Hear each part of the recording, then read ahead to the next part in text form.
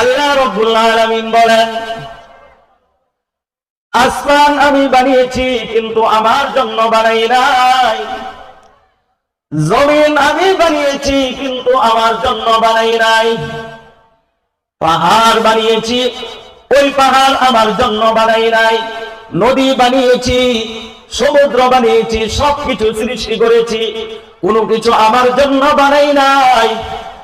আমি রব্বুল আলামিন যাদেরকে শুধু আমার গোলামি করার জন্য বানিয়েছি তারা হলো দুই শ্রেণীর মানুষ। কয় শ্রেণীর মানুষ?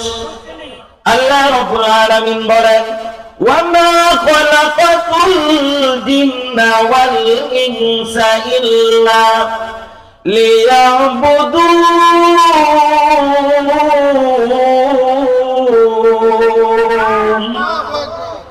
আমি জিন জাতিকে সৃষ্টি করেছি, মানব জাতিকে সৃষ্টি করেছি একমাত্র তার ইবাদতের জন্য।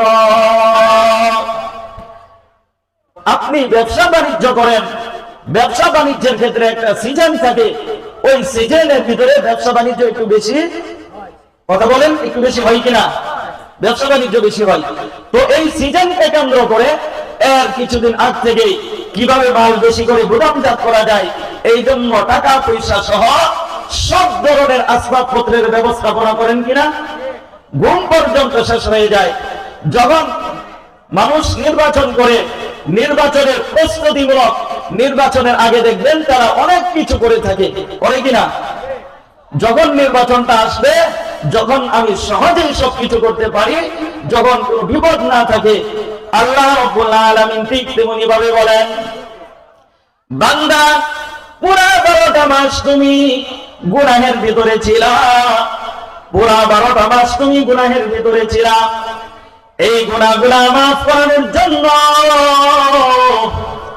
আমি তোমাকে এমন একটা সিজন দিয়ে দিচ্ছি, এমন একটা সিজন দিয়ে দিচ্ছি যেই সিজনের ভিতরে বান্দা যখন আমার নামটা ধরে আমাকে স্মরণ করবে, আমি রব্বুল আলামিন তাকে আমার নামে ডাক্তা দিতে দেরি, আমি তাকে মাফ করতে দেরি না।